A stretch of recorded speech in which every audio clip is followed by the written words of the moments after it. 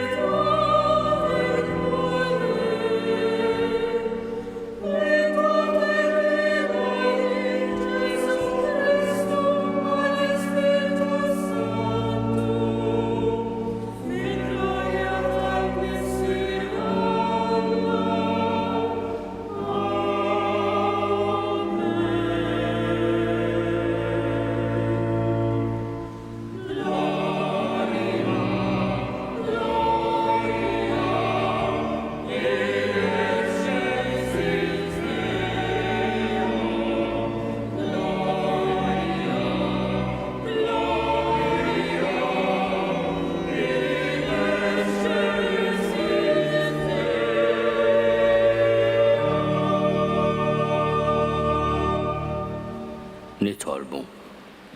Għatililna għaddeja tiegħek mulej id-don tal-grazzja tas-sema u kattar islim tiegħek fuqna, miġburina għas-solennità tat-twelid tal-Verġni Marija li ġabet lill-ibnek fid-dinja bħala bniedem u hekk infetħet għalina triq tas-salvazzjoni. Bibnek Ġesu Kristu Sidna li walla u miegħek jgħixu jsaltan fl-imkien mal-Ispiritu Santu għal dejjem ta' dejjem.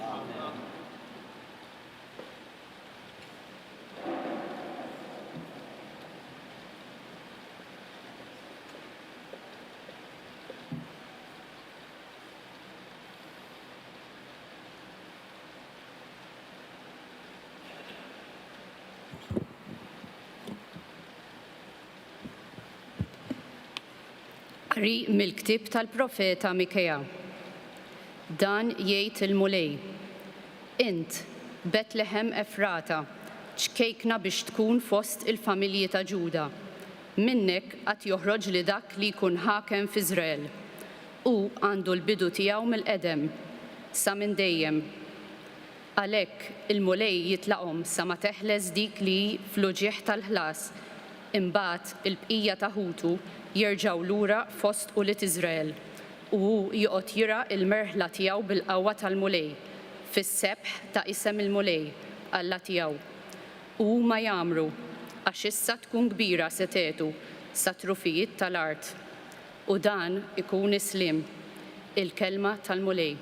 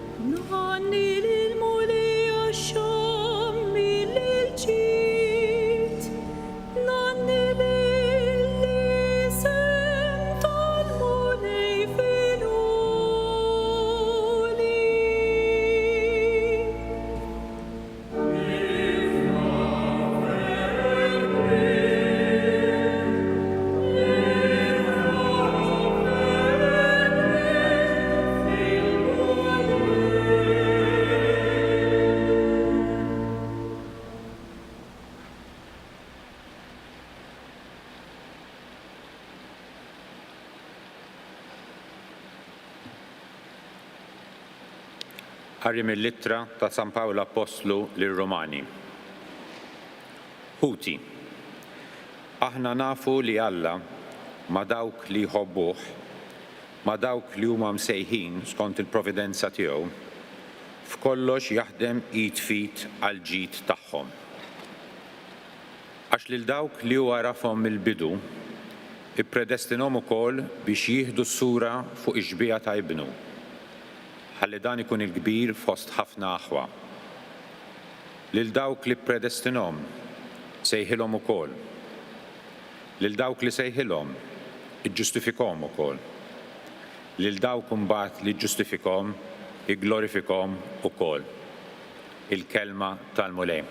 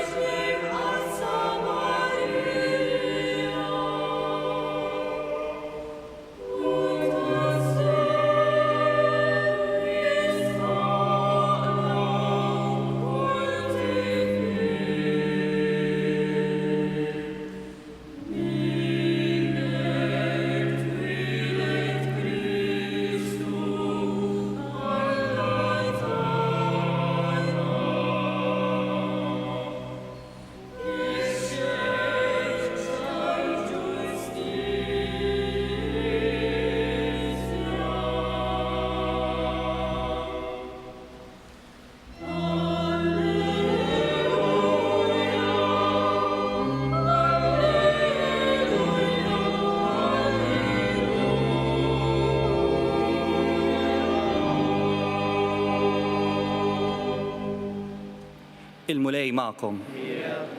Bidu tal-Evanġelju skont San Mattew.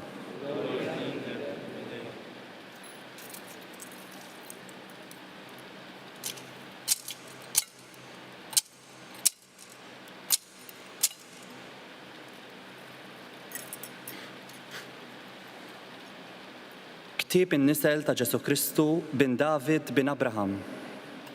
Abraham nissel l-Iżak. Iżak nissel il-Ġakob. Ġakob nissel il-Ġuda u l-Ħutu. Ġuda nissel l-Aram. Aram nissel il-Aminadab. Aminadab nissel il-Naħson. Naħson nissel il-Salmon. Salmon nissel il-Bos minn Rahab. Bos nissel il-Lobet minn Rut. Obet nissel il-Ġesse.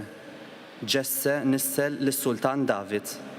David nissel il-Salamun mill-mara ta' Urija. Salamun nissel il-Roboam. Roboam nissel l-Abija. Abija nissel l-Asa. Asa nissel il-Ġosafat. Ġosafat nissel il-Ġoram. Ġoram nissel il-Luzija. Uzija nissel il-Ġoatam. Ġoatam nissel l-Ahas. Ahas nissel il-Hezekija. Hezekija nissel il-Manasse. Manasse nissel l-Amon. Amon nissel il-Ġosija. Ġosija nissel il-Ġekonija u l-Ħutu. Kien żmien l-eżilju f'Babel. Wara l-eżilju f'Babel, Ġekonija nissel il-Salatjel. Salatjel nissel il-Zorobabel. Zorobabel nissel l-Abihud. Abihud nissel l-Eljakim. Eljakim nissel l-Azor. Azor nissel il-Sadok. Sadok nissel l-Akim. Akim nissel l-Elihud. Elihud nissel l-Elazar. Elazar nissel il-Mattan. Mattan nissel il-Ġakob. Ġakob nissel il-Ġuzeppi, ir-raġel ta' Marija, li minna twila Ġesu li jsejħulu Kristu. It-tnissil ta' Ġesu Kristu sarek. Ommu Marija, wara li tarset ma' Ġuzeppi, qabel ma marru joqogħdu flimkien, ħarġet tqila bil-ħidma tal-Ispirtu Santu. Żewġa Ġuzeppi, li kien raġel ġust u li ma rridx ixandara quddiem kulħadd, għamel frasu li jibata bil-moħħbi tan-nies. Wara li qataħħa li jagħmel hekk, derlu anġlu tal-mulej fil-ħolm u qallu: Ġuzeppi bin David, la tibżax tilqa' għandek lil Marija b'martek, għax dak li tnissel fiha ġi bil-ħidma tal-Ispirtu Santu. Hi kollha iben u inti semmih Ġesu, għax hu jsalva l-poplu tiegħu minn dnubithom. Dan kollu ġara biex iseħħ li kien qal il-mulej permezz tal-profeta meta qal: Ara, ix-xebba tnissel u jkollha iben u jsemmuh Immanuel, li bil-sinna jfisser Alla Mana. Il-kelma tal-mulej.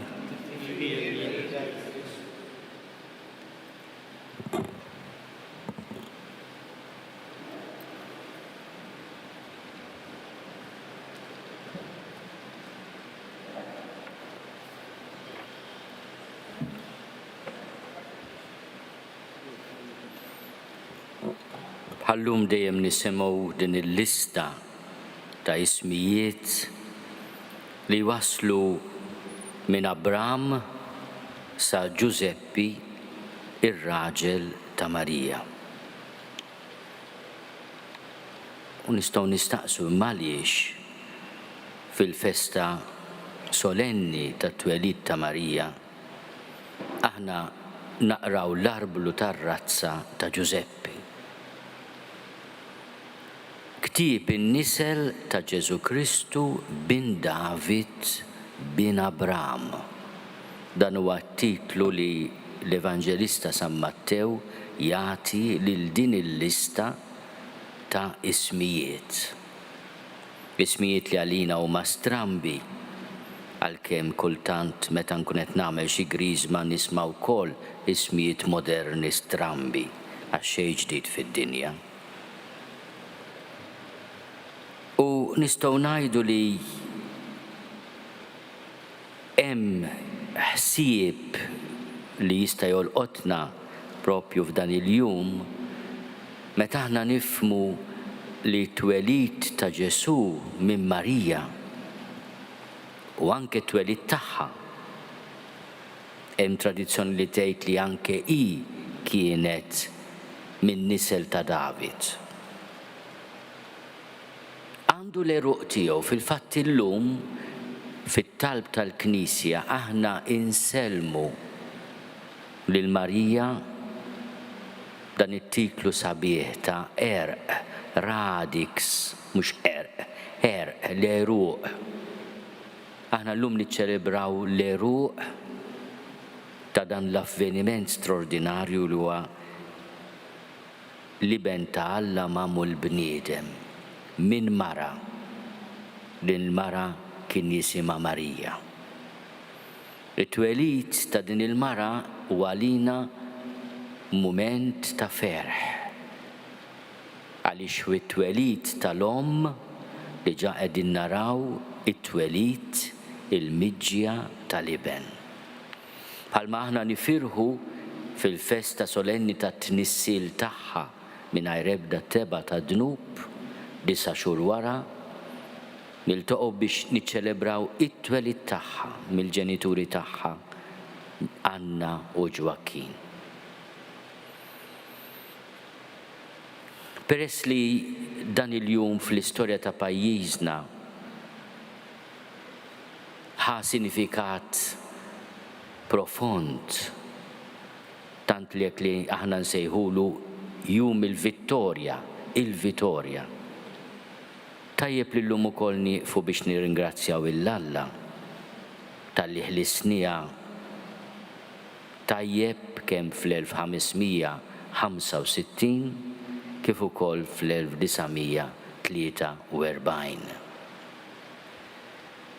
Imma dan xi jfisser apparti mir-riflessjoni fuq sfond internazzjonali li xtaqt naqsam mal-awtoritajiet tagħna l-bieraħ fil-Belt Vittorjosa l-Birgu waqt il-pontifikal statali, xi jfisser li aħna nieqfu biex napprezzaw dawn iż-żewġ momenti fl-istorja ta' pajjiżna. L-ewwel wieħed huwa dak li ikkonfermana fil-patrimonju nisrani tagħna. L-għażla kienet bejn li Malta, l-Gżejjer Maltin jibqgħu taħt l-isfera tal-kultura nisranija jew isiru possediment, xi ħaġa li kienet ukoll ġrat fl-istorja tagħna għal perjodu twil fis-seklu 9 u 10 jerġgħu jsiru parti mill-ambjent mislem. Li kienet il-ġlida kbira, mhux biss strateġika, politika, imma anke reliġjuża li tqabdet mhux il-bogħod minn hawn fl-1565. Uridu allura napprezzaw x'qegħdin niċċelebraw. Għax dawn iċ-ċelebrazzjonijiet jabbuna wkoll bir-responsabilità mhux biss jimlew il-qalb tagħna bil-ferħ, imma aħna li kellna x-xorti minħabba l-preżenza tal-ordni sovran tal-Kavalieri ta' San Ġwan, ta' Ġerusalem, ta' Rodi, imbagħad ta' Malta. Li konna min jiddefendina, min jattira l-għajnuna li ġiet minn Sqallija fis-7 ta' Settembru 1565 u li l-popolazzjoni żgħira tagħna ħelisa mill-jasar mhux b'xorti ħażina fl-1551 il-gżira ta' Għawdex għaddiet mit-trawma ta' popolazzjoni sħiħa li ttieħdet skjava mill-Ottomani. Din it-trawma m'għaddietx minnha Malta u l-Maltin, imma assigurat perjodu straordinarjament sabiħ, mhux mingħajr dellijiet, mhux mingħajr difetti, imma li immarka is-senja ta' patrimonju partikolari ħafna l-Gżejjer tagħna. Illum qegħdin niċċelebraw dan il-mument fl-istorja tagħna, mument deċisiv, mhux kwistjoni biss ta' rebħa strateġika li l-Ewropa nisranija irrikonoxxiet anke dak kollu li nata bħala rikonoxximent lil Gran Mastru Jean Parisot de la Valette jew de Valette, x'ma turxox. Imma bil-fatt li fuq dawn il-gżejjer anke bl-insistenza ftit xhur wara tal-Papa l-ġdid San Pio V, il-kavallieri iddeċidew jibqgħu hawnhekk u bdew jibnu din il-belt li hija monument tal-permanenza tagħhom. Fl-1943 bil-deċiżjoni tal-flotta navali Italjana li ċċedi lill-alleati propju fil-port il-kbir bħallum l-8 Settembre aħna l-Maltin spiċċa il-kapitlu tat-tieni gwerra dinjija li wassalna għal ġuħ fl-1942. Aħna salvajna minn din il-ħaġa, minn din it-traġedja totali tal-mewt minħabba l-ġuħ, minħabba l-konvoj ta' Santa Marija, mument ieħor kbir fil-konvenzjoni popolari devozzjonali ta' fidi tal-poplu tagħna tal-interċessjoni tal-Madonna. Sena wara, fit-8 ta' Settembru, fil-birthday tal-Madonna, għalina kienet spiċċat il-gwerra. U allura kienet spiċċat ukoll it-trauma tal-periklu li aħna nsiru parti mid-dinja Nazi faxxista u allura wkoll nitilfu id-dritt tal-autodeterminazzjoni tagħna li wasal fl-1964. Illum nixtieq infakkar xi ħaġa li ma tantx tissemma li l-Maltin fl-1964 xtaqu l-indipendenza ta' Malta tingħata fit-8 ta' Settembru. Dik kienet it-talba tal-Maltin, imma il-Brittaniċi kellhom ħsieb ieħor. Ġaluna nistennew ftit jiem oħra u allura mbagħad il-letters patent ħarġu fil-21 ta' Settembru. Ma l-idea tal-Maltin li l-mument ta' 8 ta' Settembru mhux biss jimmarka xi ħaġa fil-passat, imma jikkonferma l-identità tagħna u r-responsabilità tagħna m'għandniex nitilfuha. X'qegħdin nagħmlu b'dan il-patrimonju kemm kulturali, spiritwali u anke arkitettoniku? Inti tixref minn dawn il-ħitan majestużi tal-konkatedral u tħares lejn il-belt, lejn il-portijiet u tara armonija ta' arkitettura. Battir ftit il-bot u tara x'għamilna aħna. X'qegħdin nibnu aħna? X'qegħdin nibnu aħna? Meta għandna rajna f'idejna. Ir-risposta nħalluha f'idej il-kuxjenza ta' kull wieħed u waħda minna.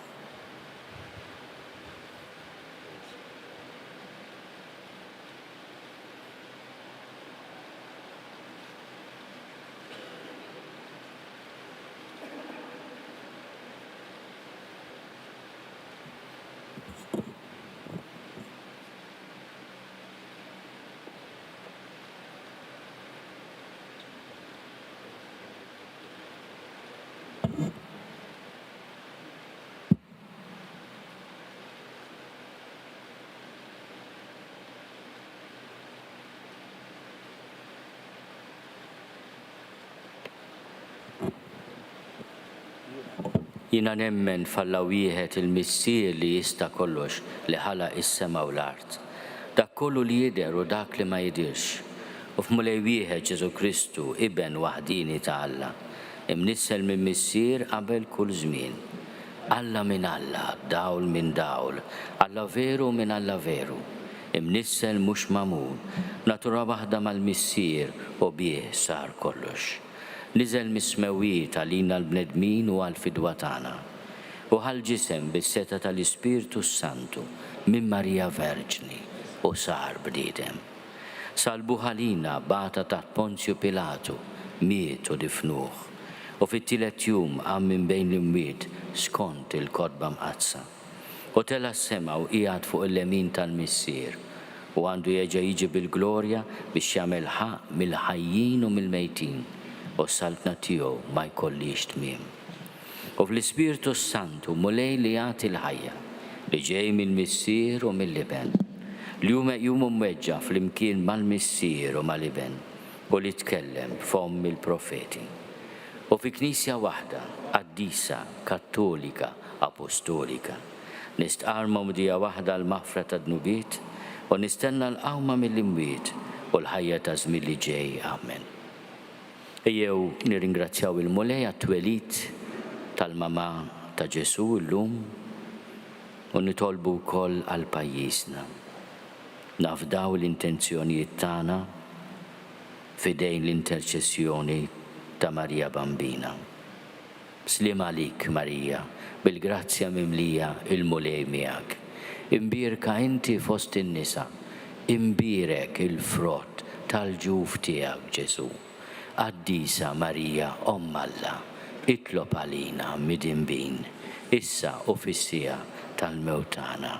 Amen.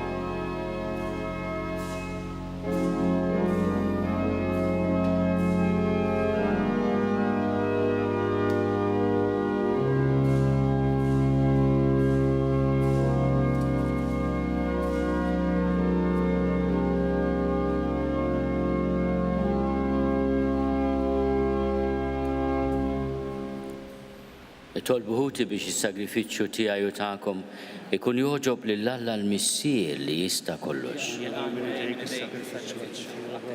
Glorja ta' ismu, ħtiġijiet tagħna u ta' Knisja Mqaddsa kollha tiegħu.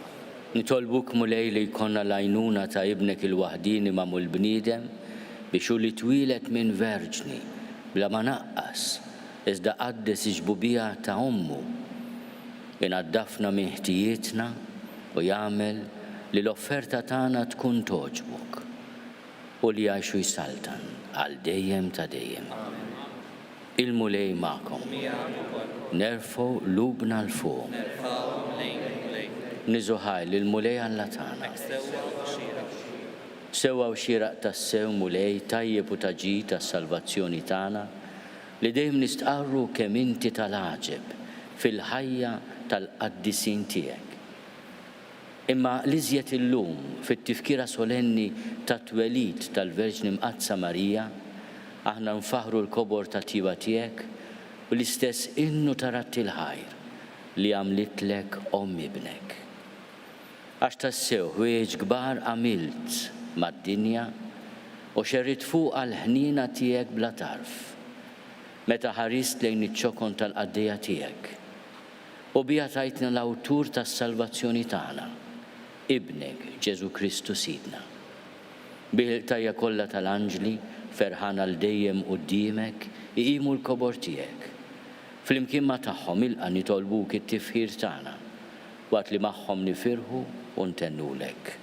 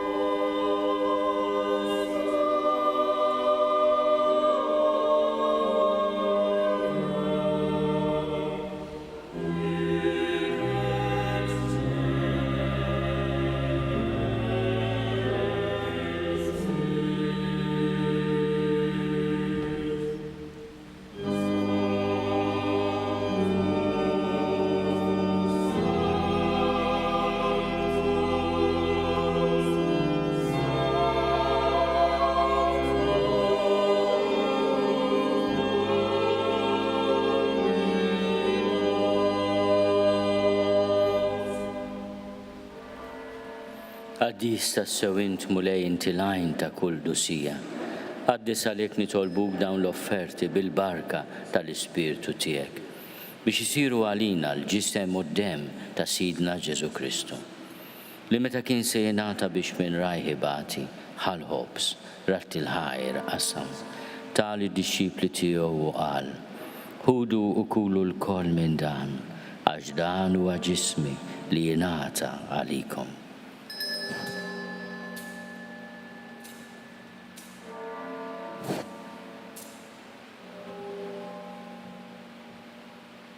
Ekku kol wara li klaħal kalċi reġerat il-ħajr, tali d-disċipli tiegħu u qal, ħudu u jxorbu minnu l-koll, Għax dan huwa l-kalċi ta' demmi tal-patt il-ġdid li jibqa' għal dejjem.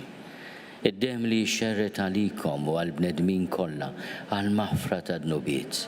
Għamlu dan tifkira tiegħi.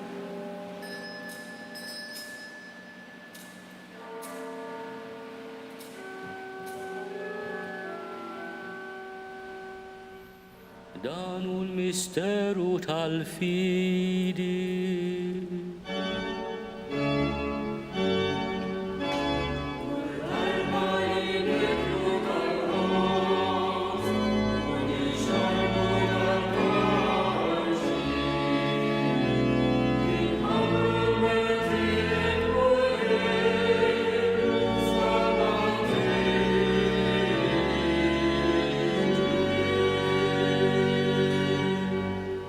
Għalhekk aħna nagħmlu dan tifkira tal-mewt u l-qawmien ta' Sidna Ġesu Kristu. Nofrulek mulej il-ħobs tal-ħajja u l-kalċi tas-salvazzjoni. U rodulek ħajra xogħġbok tilqana hawn quddiemek biex naqduk. U miċ-ċokontana nitolbu li l-Ispirtu Santu jaqadna f'ġisem wieħed lilna li nieħdu sehem mill-ġisem u d-dem ta' Kristu.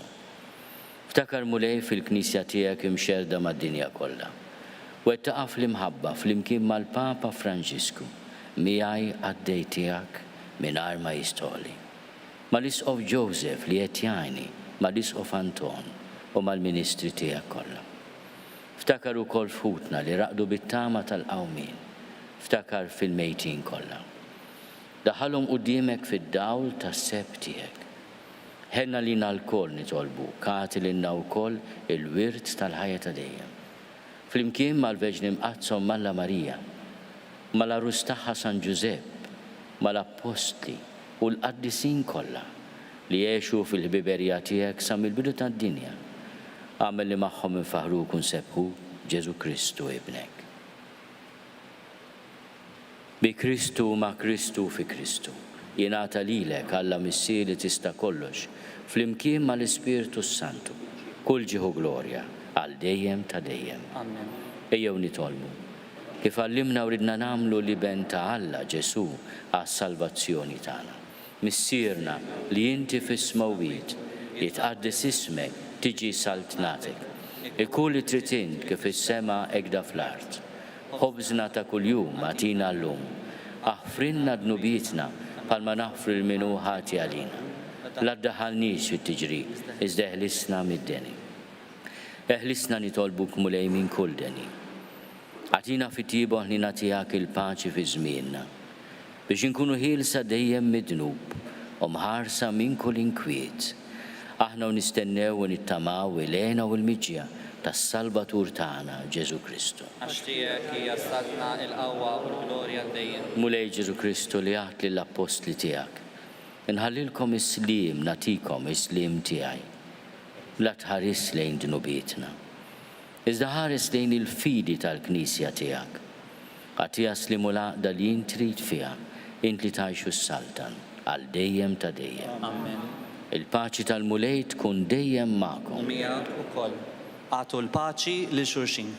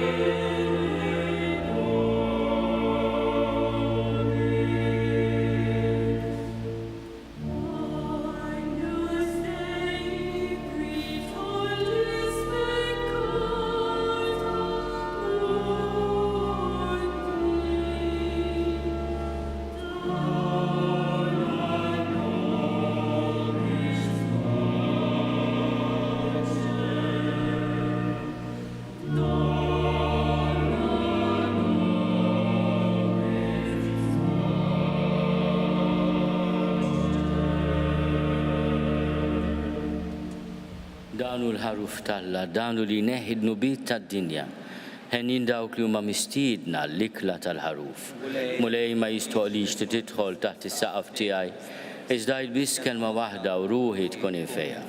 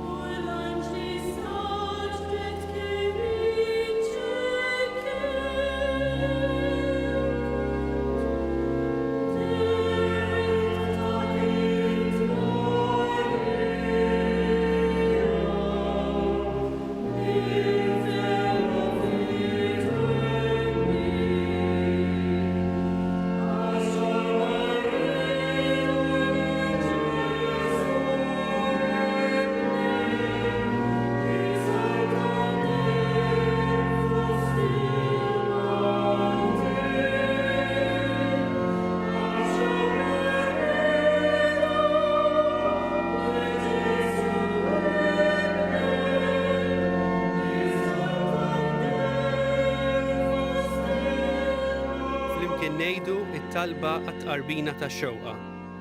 Ġesu, jiena nemmen li inti tinsab ta' bilħaq fis-sagrament tal-Ewkaristija. Irrid inħobbok fuq kollox u fuq kulħadd. Inti taf li nixtieq nirċevik ġewwa fija. Imma ġala darba bħalissa ma nistax nilqek ġewwa fija sagramentalment, nitolbok li tiġi fija spiritwalment. Ejja għandi, Ġesu tiegħi, biex jiena niġi għandek.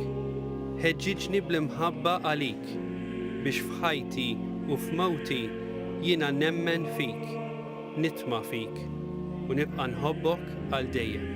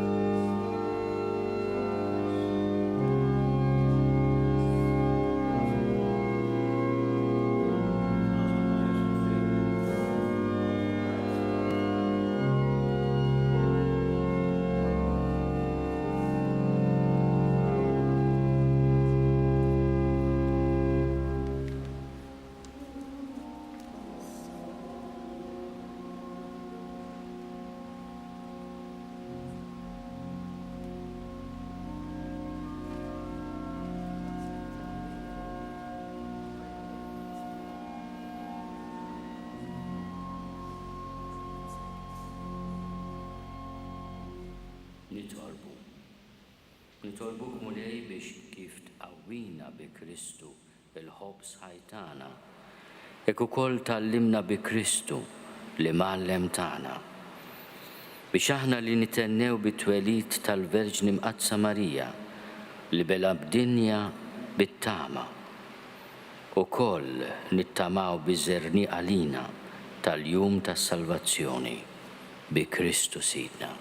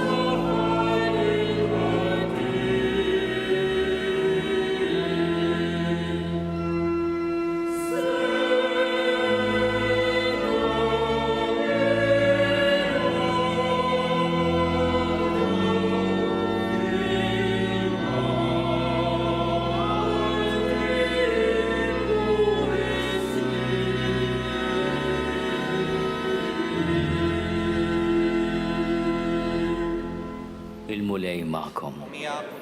Ikun imbirek isem il-mulej. Lajnuna tagħna f'isem il-mulej. Iberikkom Alla li jista' kollox il-Missier u l-Iben u l-Ispirtu Santu. Morru fil-paċi ta' Kristu.